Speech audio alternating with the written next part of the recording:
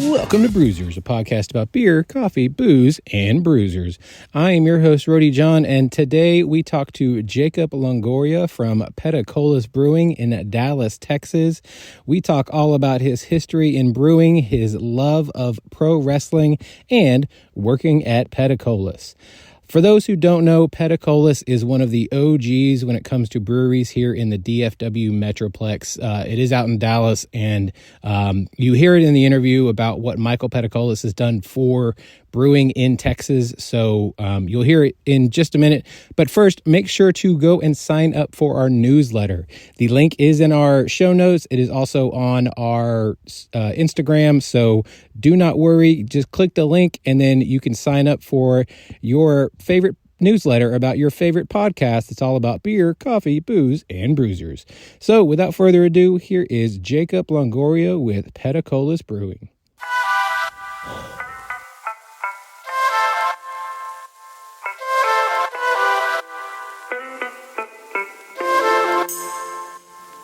Welcome to the show, Jacob with Petacolas Brewing. How are you doing today, sir? I'm doing good today. Yeah. So we're upstairs. I love this place because not only is there an upstairs, but you guys have leaned into, you're here to hang out and have a good time. So we have the ping pong table, we've got the foosball, we've got the shuffle, or not shuffle, is that shuffle? It's shuffleboard, kind of split in half. It kind of bounces on one side and goes to the other. Okay. Yeah. I've never really played shuffleboard, so I don't really know how that works. I thought it was only for old people, but apparently this one over here, I mean, you have to have, I think there's some sand granules to make sure that little thing bounces. I thought I would be like, this actually, I can do this. No, I can't do it. No way. But there's always some people, just like the ping pong table and the foosball table, that say they never played, but they played a lot. And you're like, oh, okay, did you grow up with one of these? Well, maybe a little bit. Sometimes my brother and I would have tournaments or whatever. Yeah, I have a few trophies. Oh, really? I don't have any of that stuff. Yeah, what are you, Forrest Gump? Exactly, right? But I've been here multiple times for anniversaries. This place is always packed. But you guys have always made great beer since 2010. Yes, so, 11 years. Yeah. So, what is your background in brewing? My background in brewing was basically home brewing. Okay, yeah, that's where most people start. My brother Daniel, shout out to my brother Daniel, did the Mr. Beer kit. Which is a great kit to start off with. Yeah. Because you're going to learn from A to Z on how it all works. And he did it in college when I was at college. I didn't graduate from CMF Austin, but I did go there. I graduated from University of North Texas from Hickory. Yeah. My brother graduated from there. All the way. And basically, he was making it with his roommate. And when he was done, I'm like, oh my God, this is actual beer. So when I actually had enough money, I was like, I'm going to buy a Mr. Beer kit. I'm going to do this.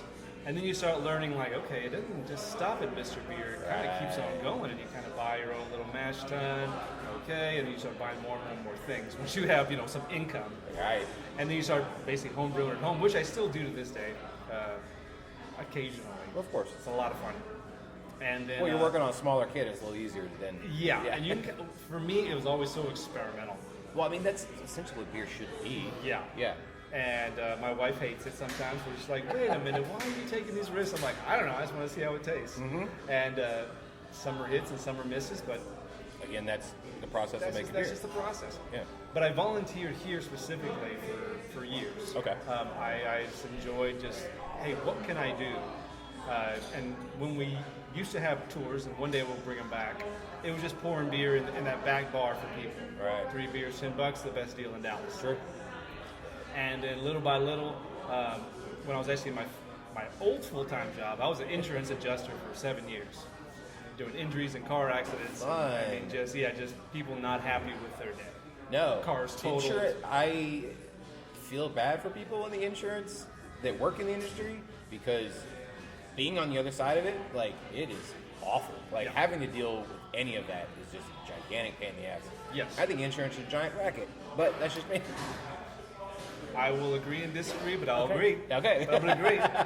I mean, well, there's definitely a buck to be made, no doubt. Yes. And to save a buck, even better. Yes. You know, but yeah. So I did that for 7.5 years, and I volunteered actually at a lot of breweries. I would just honestly just take a day off on a random month, or maybe every other month, and just I'm gonna go. Hey, do you guys need any volunteer work? And yeah, you can.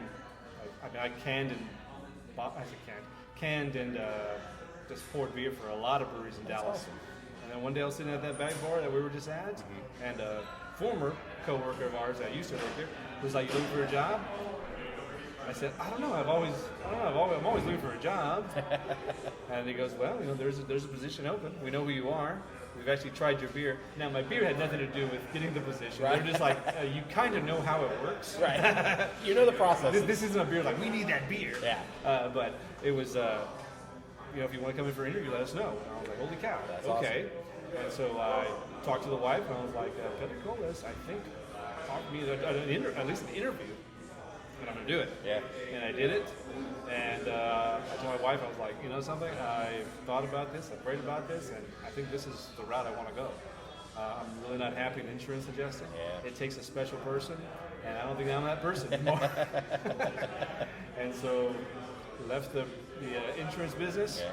And when they asked me where I was going, I said, I'm going to the brewery business. They go, I don't blame you. So I guess being on this side of it, how great is it being in the brewery industry? Well, being in the brewery is amazing. Yeah. Being at Pedicolas, even better. Right. Before this whole tap room was here, Yeah. it was only just tours. Yeah. And I actually asked my future mother-in-law's, I guess her daughter's hand at Pedicolas, coincidentally. Oh, that's awesome. Yeah. I say I asked, she actually asked me if I loved her daughter. I said, yes, and I was actually meaning to talk to you about this. She had brought me.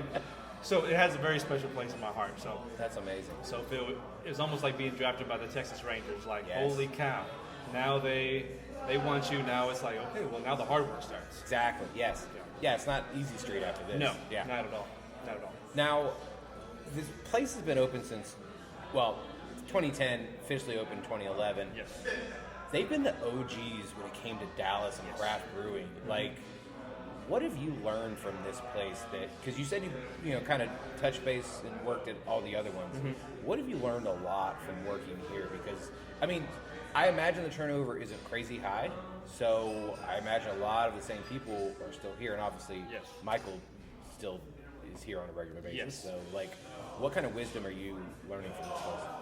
Knowing that this is the OG, OG, and Michael will say this all the time. I think Deep Ellum Brewery beats us by a week. Right. I've been opening up in Dallas. When I came to Dallas, they were zero craft breweries. Yeah. I think RAR, love RAR to death. Yeah, same. And I was always curious why there wasn't many breweries in Texas. My buddy was from Wisconsin. When he came down here, his mom went to a bar in South Texas and said, "Give me your local beer." And they gave him a Lone Star. There was no local I beer. hate that so much. And so, talking to Michael, and we can get into his story anytime. But I'm trying to figure out which way to go with this one. But when it comes to the knowledge of craft breweries, his knowledge is the best. His knowledge of wanting to open a brewery and knowing that there's going to be speed bumps. Now, there's still speed bumps. There's less speed bumps because of Michael Pedicolas. And he has a few other people that are also still fighting the TABC to this day on certain things that they want to do. Yeah. And so, it's basically hearing Michael say, I'm just going to go to a story real fast. I'm going to go to a story. Go for it, yeah. Because this will kind of go into other things. He's he's an attorney by trade. He has a list of goals since he was a kid, and being an attorney was one of them. He's a fifth generation Texas attorney. Wow. And he just told his wife Melissa one day, he goes, I think there are other things in life, and I love beer and I love soccer. And that's it. And if I'm correct, Melissa said maybe we should open a brewery. And so they did. When I say Michael and Melissa opened it, they opened it. There are no investors. Right. They are the investors. Oh, wow. They are the owners. From A to Z, they basically manage everything. Now, we do have manager, and Michael's really good at that, at having people run the brewery. Yeah, delegated. But it's not uncommon to have Michael Pedicolas pouring a beer here. And he won't even tell you who he is. So you're just like, oh, is that a new guy here? Or Melissa, same thing. Yeah. It's extremely common for that to happen. And so they're extremely friendly. They are people. Yeah. They love people. They love what they do, and they love good beer. Yep. That's number one. The beer has to be great. They're not. I've used this with other breweries in other cities. They're not plain brewery. A lot of investors, not investors, a lot of owners, they want to open up a bar, they want to open a brewery because it sounds like fun. Yep. They actually have a passion in craft beer and making great beer. We don't distribute. I think it's south is Waxahachie, Fort Worth, Denton. Wow. That's about as far as it goes. Jeez. I didn't realize it was that tight-knit. Yeah. Okay. We want the beer to taste identical, because now we can, and before we didn't, but we want that, even the can, to taste identical to a draft on tap. I love that. Yeah. So, there's so many ways to go off this. So I know that he had joined the Texas Craft Brew, and so he also helped, like you said, pave and smooth the road out for other breweries to continue their path, because people don't really want to talk about the people who paved the way for other people because people behind them maybe did it better or whatever. Yeah. But you have to talk about the people that helped make the road you could travel on because of the fact that you wouldn't have the road to travel on. Exactly. So, and I used to work in the wine industry for 14 years, and I know how much TABC is a gigantic pain in the ass, and no one likes dealing with them. Yeah. So if you actually have somebody on or fighting them or working with them or however it works, then it helps everybody better. And obviously you want to make yourself and your business better, but if you can make it better for everybody, that makes it better for you. Exactly. Yeah. Yeah. I know Michael. I don't know this. He hasn't said these actual words, but I know that. Well, I've actually heard at an anniversary. I take that back. That he loves that there's other breweries around. We are not in competition with any brewery in Dallas, in Texas at all.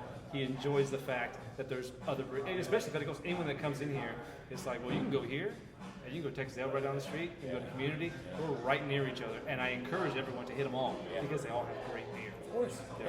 Yeah. Talking to all the breweries that I have, they all have the exact same mindset. It's like, it's not a lobster pot where everyone's trying to pull each other down. Everyone's trying to bring everybody else up. And like, all right, I love this beer, go to this place. Oh, you haven't had them, go over here, they're great. And especially with the collaborations, that's even better because not only do you get to go to somebody else's place and see how they do it and what their instruments are and what they're working with, sometimes they get to come over and check out what you're doing. And it's always fun to just collab that way as well. Exactly. Yeah. So we have a collab beer, a brewery in Colorado that actually slips my mind, but Okay. actually Match Day is actually a very good beer that we do have. Yeah.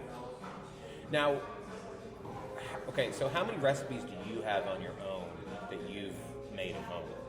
That you are like kind of itching to be like, can we? I think I'm on page 76 of my brew book. Yeah. And so each one. Yeah. Wow. Yeah. So I've at least made one time. Yeah. Okay.